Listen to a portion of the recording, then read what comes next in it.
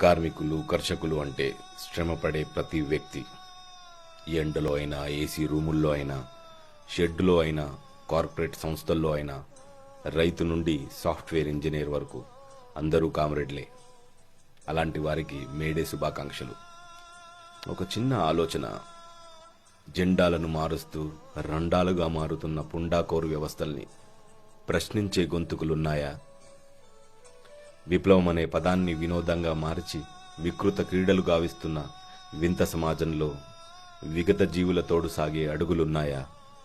కులమతాలను మరిచి నెత్తురునే శ్రమగా మలిచి సమాజ పునాదులు వేసిన పుణ్యపురుషులను గౌరవించే వ్యక్తులు ఉన్నారా? ఏ ఎజెండా కోసం పోరాట ప్రతిమ చూపిన మీ తాత ముత్తాతల్లో ఉన్న కమ్యూనిస్టు కామ్రేడ్కి స్మరించండి, జోహార్ తెలపండి. ఒక కమ్యూనిస్టు బిడ్డగా ఆవేదనతో అడుగుతున్న ఎర్ర జెండా కనిపించని ఎలక్షన్లు, ప్రాతినిధ్యం లేని శాసనసభలు ఇంకా ఎన్నాళ్ళు?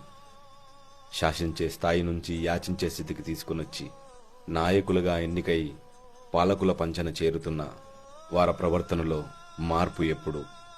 అస్తిత్వం పూర్తిగా కోల్పోకముందే మేలుకొలుపు జరిగేనా? లాల్ సలాం.